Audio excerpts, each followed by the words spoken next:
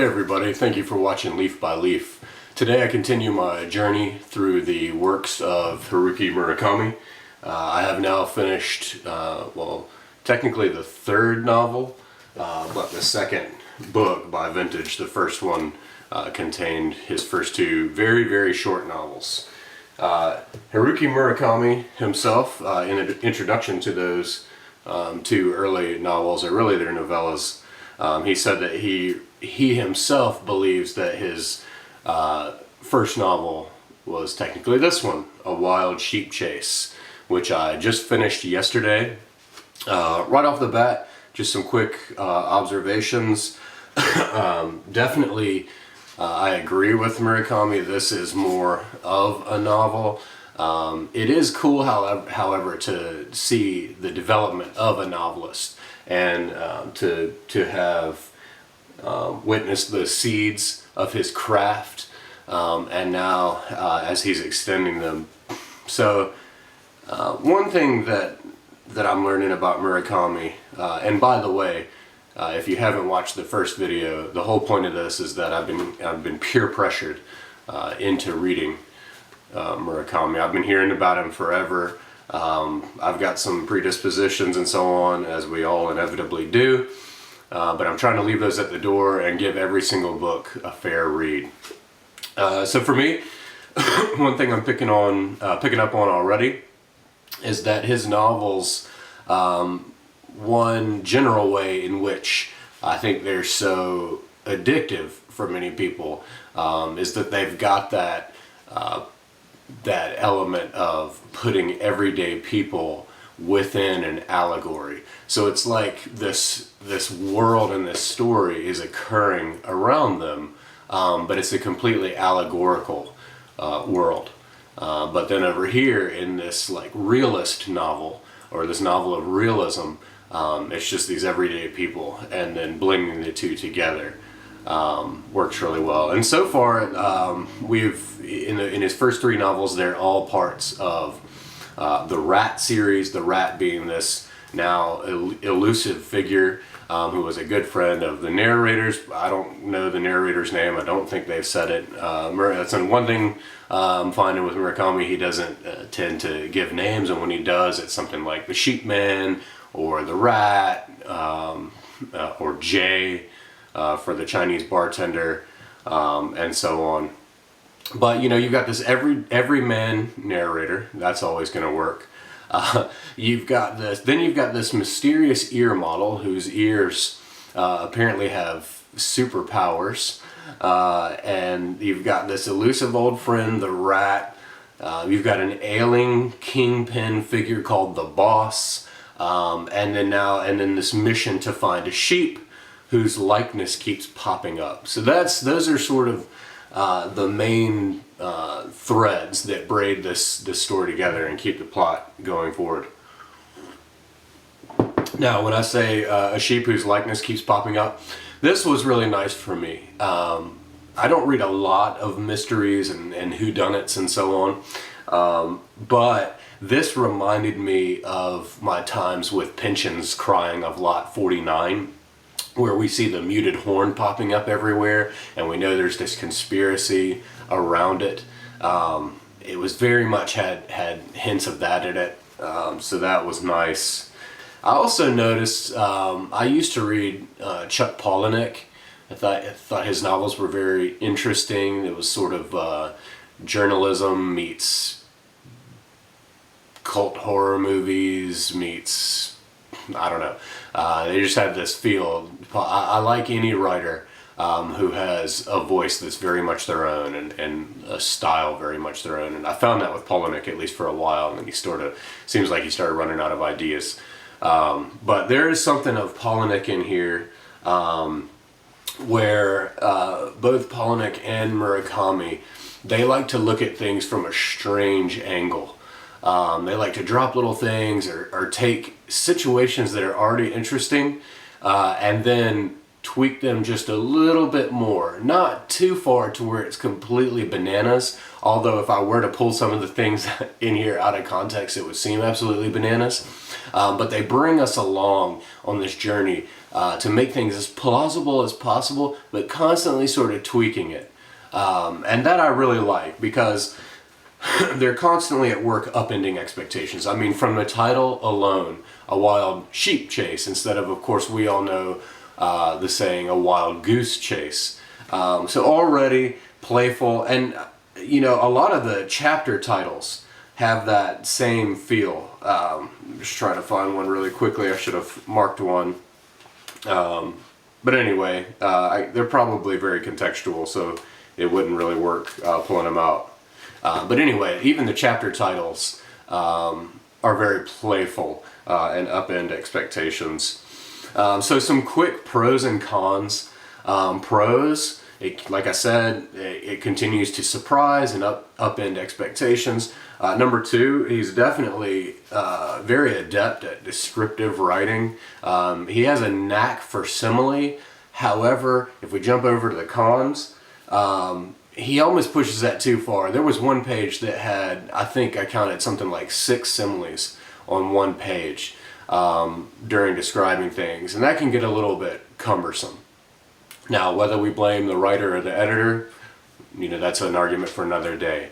Another pro, there's a comedic element, and that really started to come out in this book for me, is how funny he is. This dry sense of humor. It's almost black humor, but sort of right before you get into the black, so like a gray humor.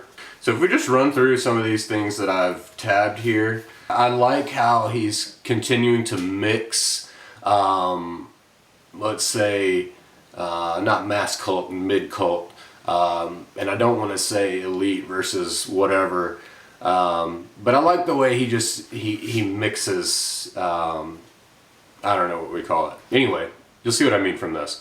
I've memorized all the murderers' names in every Ellery Queen mystery ever written. I own the complete À la recherche du temps perdu, but have only read half.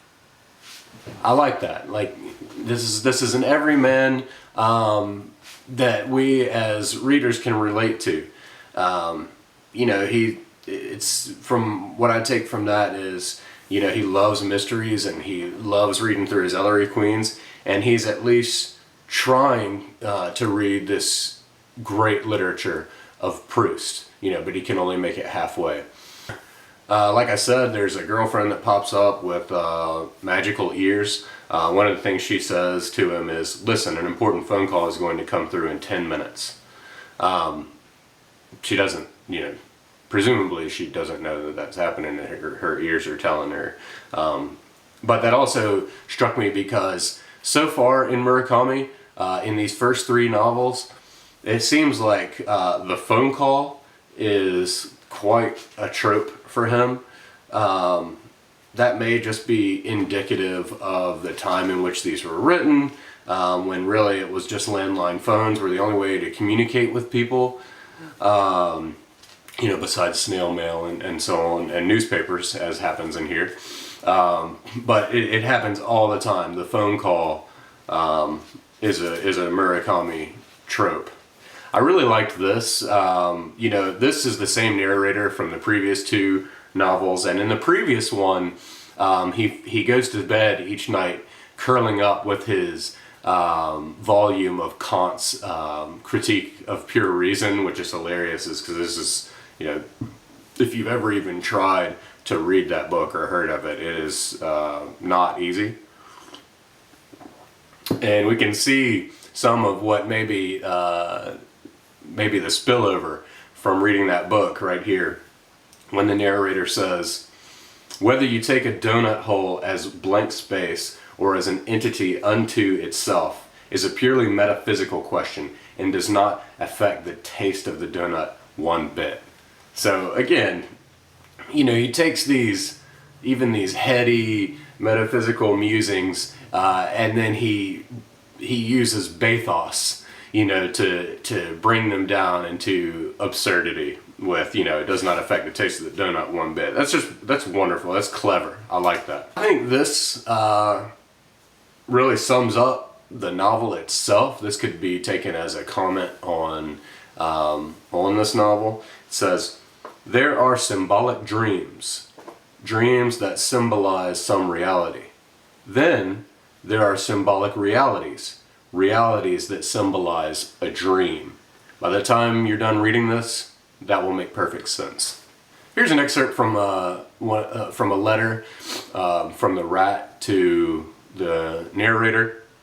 You know, he goes on and on about how he can't write very well, yet he reads all the time, and he is apparently at work or was at work on a novel. But this sentence really struck me, especially from someone who says he can't write, because he starts to reach out towards the sublime right here.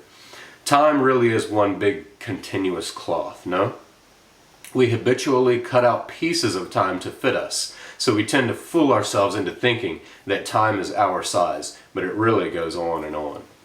This next excerpt from one of the rat's letters I took to be a clever swipe that Murakami had in mind, a swipe at Ernest Hemingway, based on some writing advice he gave in A Movable Feast. And in here it says, "But pretty honest writing by my standards, all the more so because it's boring." And what he's saying is basically like when you write honestly, which I think Hemingway says write truthfully, he's saying in here that that's just boring. I said that he goes a little overboard with the similes. However, like they say, quantity affects quality. However, there is still some quality in there, even when you go overboard.